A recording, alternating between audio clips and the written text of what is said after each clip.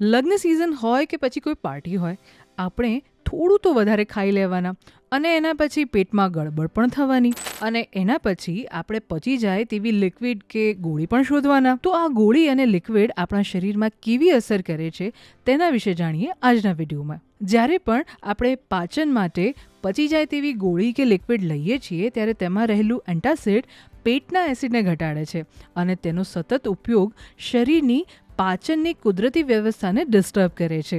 ડૉક્ટર્સના મતે આ દવાઓનો અયોગ્ય અને વધુ પડતો ઉપયોગ પેટમાં દુખાવો, કબજિયાત, ઝાડા અને વજનમાં ઘટાડાનું કારણ બની શકે છે. તાજેતરના અહેવાલો અનુસાર છેલ્લા 5 વર્ષોમાં ગુજરાતમાં એન્ટાસિડનું વેચાણ વધ્યું છે અને યુવાનો આ વધારામાં નોંધપાત્ર ફાળો આપે છે. આપણી ખરાબ જીવનશૈલી, જમવાની આદતો, સ્ટ્રેસ અને જંક ફૂડ. નિષ્ણાતોના મતે એન્ટાસિડના લાંબા ગાળાના ઉપયોગથી પેટમાં પોષણની ઉણપ, વારંવાર ઇન્ફેક્શન, કિડનીની સમસ્યાઓ, ડિમેન્શિયા અને પેટના કેન્સરનું જોખમ વધી શકે છે. સાથે જ આ દવાઓ કેન્સર જેવી કેટલીક ગંભીર બીમારીઓના લક્ષણોને પણ ઢાંકી દે છે, જેના કારણે આ સ્થિતિની જાણ આપણને ખૂબ જ પાછળથી થાય છે. તો આ સ્થિતિથી બચવા માટે આપણે શું કરવું જોઈએ? સમયસર અને સંયમિત જમો.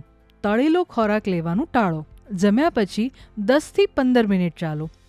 હળવી કસરત અને યોગ આપણું પાચન સુધારી શકે છે.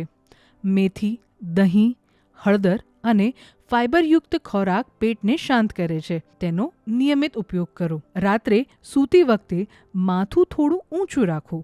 એક વાત યાદ રાખજો, એન્ટાસિડ તમને તાત્કાલિક રાહત તો આપશે, પરંતુ જો તેની આદત બની જાય તો તે હાનિકારક સાબિત થઈ શકે છે. આથી આપણે સાવધાન રહેવાની જરૂર છે અને જો તમને પાચન સંબંધિત સમસ્યાઓ રહેતી હોય તો જાતે દવાઓ લેવાની જગ્યાએ ડૉક્ટરની સલાહ અચૂક લેજો. જો તમને આ વિડીયો ઇન્ટરેસ્ટિંગ લાગ્યો હોય તો અમને કમેન્ટ કરીને જરૂરથી જણાવજો અને આવા જ ઇન્ટરેસ્ટિંગ વિડીયો જોવા માટે હેપીએસ્ટ હેલ્થ ગુજરાતી સાથે જોડાયેલા રહો.